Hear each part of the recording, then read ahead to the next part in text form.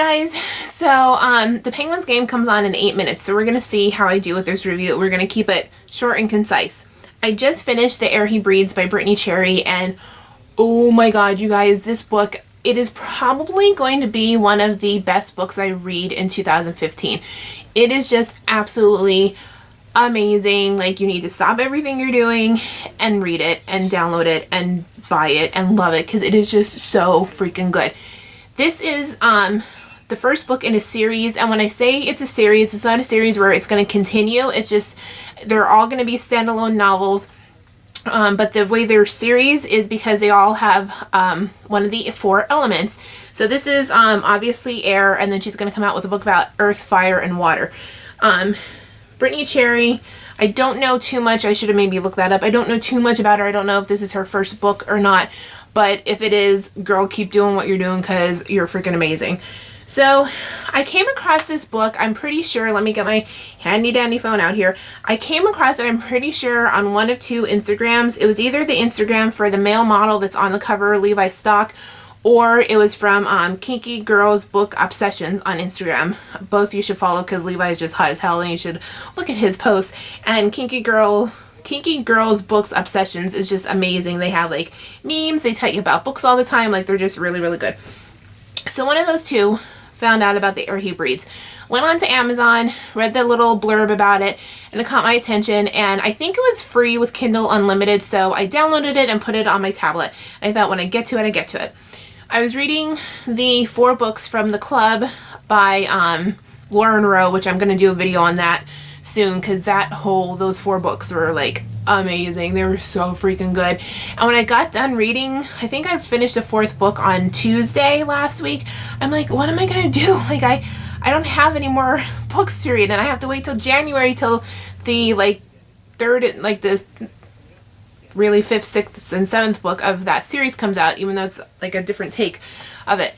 So I'm like going through my tablet, and I came across The Air He Breathes. I'm like, you know what, might as well read this. It's a standalone novel. It's really highly rated, so let's get reading here. So started reading it on Sunday. Today's Tuesday, and I could not put it down. I couldn't sleep on Saturday or Sunday night, so I decided to start reading. And I thought, well, I'll get kind of sleepy, you know, and I did. I got to be one of those. Hold on, I have to like move this out. I got into one of those, like, my eyes were watering. I was getting like an eye migraine because I just kept reading. I could not put it down. Like, it was just so good. It gets you from the moment you start reading it. It was like that little meme that's online from South Park. It's like, oh, just one more chapter and it's dawn. You know, like that's just how intoxicating this book is in the best way possible. So what's it about? It's about this story of Tristan and Elizabeth, and the book goes back and forth between Tristan's view and Elizabeth's view, and a couple times like a chapter or 2 will stay in Elizabeth's view, and sometimes chapter or 2 will stay in Tristan's, and then it goes back and forth, you know, but it's one of those books. And both of them within the past year have completely had their lives ripped out from underneath them, and they're just a shell of the human being that they used to be, and they're picking up this pieces and trying to move forward, even though it's really hard. The main difference with them as well is Tristan lost everyone. He lost his wife and his son Charlie, where Elizabeth only lost her husband. She still has her daughter Emma, who's 5. Tristan moves out of town, and he moves away from his parents, I should say, and he moves into this town, and he just kind of, I don't want to say he becomes like a recluse, but he just, you know, focuses on his work, and he works for this guy who has like a magic shop and like sells crystals and all kinds of stuff, and he just really keeps to himself, and he's kind of like the town outsider. Elizabeth has left town and gone to live with her mother, and her mother is not the ideal grandmother. She has a different guy home almost every night, and it's just, it comes to a point where it's almost a year since Elizabeth's husband Stephen's death, and she's like, you know what, I don't need my 5-year-old daughter around this. You're not like a grandmother. So she just up and leaves, and they move back into the house that her and Stephen started building their lives together. And her in-laws are in the same town, and they're like a surrogate family. Her mother-in-law is like a surrogate mother to her, and it's just a whole lot better. So her best friend Faye, who is amazing, everybody should have a Faye. Faye's character kind of really reminds me of like a real ballsy version of Alice from Twilight. I don't know why, but she just does. And she's just really, really, like, she's one of these people that kind of maybe reminds me of me, you know, very unedited, very raw and real, and like hysterical too. So everybody keeps warning her about this Tristan guy, you know, like, you want to stay away from him, he's bad news and all that. Well, when she's driving back into town, she accidentally runs over a dog because her brakes give out, and here the dog is named Zeus, and he belongs to Tristan. And she takes him to the vet, and when the vet comes out and says that the dog's gonna be okay, Tristan just collapses and loses it, and just tears like everywhere. And Elizabeth realizes, you know what, like, there's more to this dog than just like he's a dog lover. Like, there's his life is with this dog. So they find out that they're neighbors, and the one day Elizabeth is going to mow her lawn and she just cannot get her lawnmower started, and before she knows it, Tristan is like, you know, standing over, and he's like, what the hell are you doing? And she's like, I'm trying to cut my lawn. He's like, no, you're just annoying the hell out of me.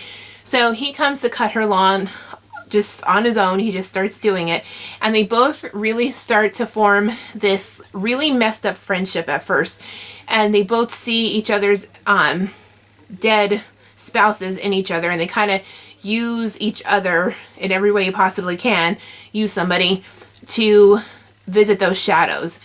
And then they both start realizing they can't do that, like, it's never going to get any better. And they form then a regular friendship, but they're slowly starting to fall in love with each other as well.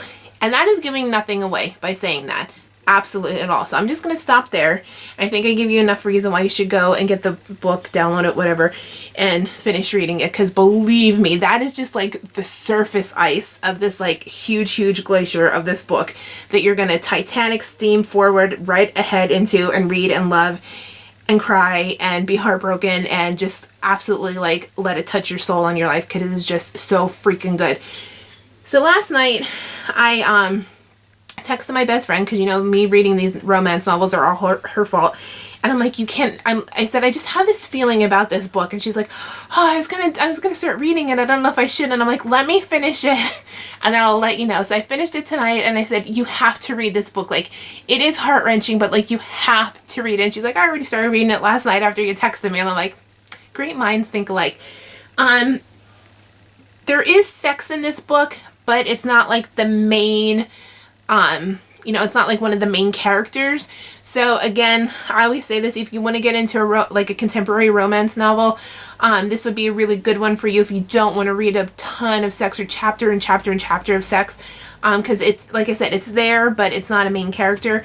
It is just, to me, the whole story, like, you can take this story and apply it to anyone who has had a hardship in life, whether it's like completely losing a job, losing a loved one, maybe just even, you know, having to move out of your town or whatever. I don't, like, just imagine yourself at your lowest point. If you've ever been there, this story will help you and show that, yeah, you are never going to be your whole self again, but those little pieces that are left, you can make a new whole of you, and you can get through it. You can be reborn. You can completely restart and redo what life you have left and continue living it.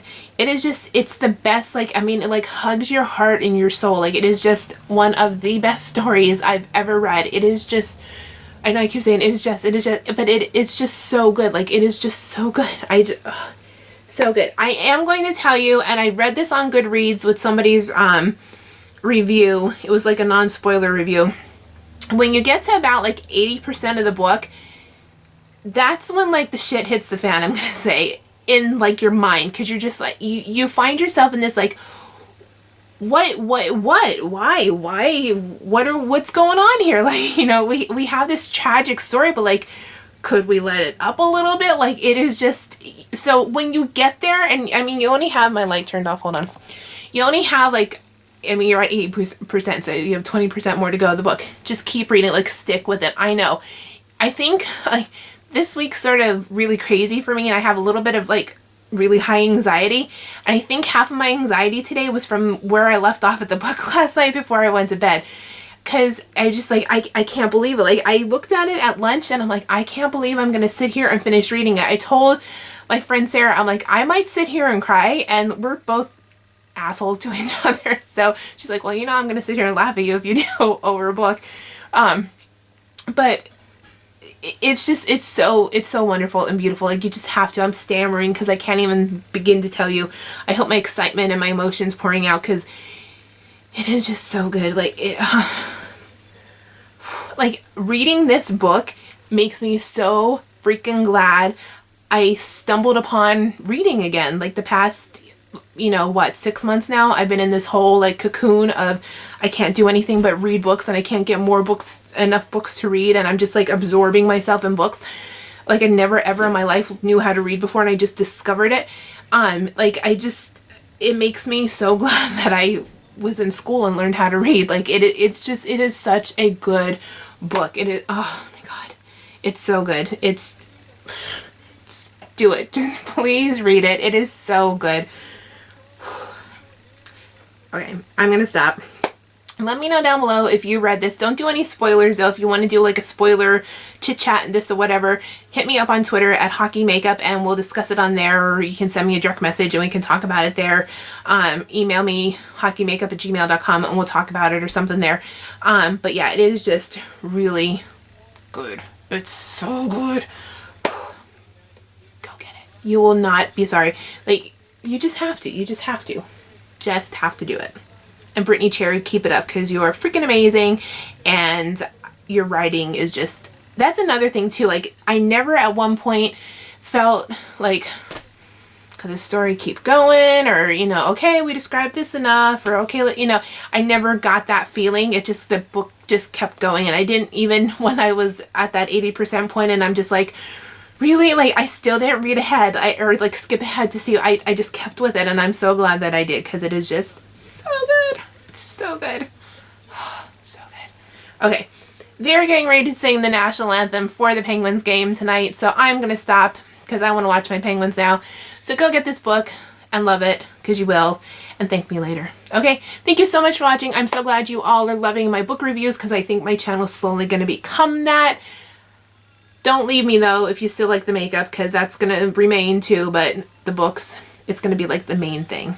Just saying. Alright, thank you for watching. I hope you have a fabulous rest of your day, evening, whatever time you're watching this, morning.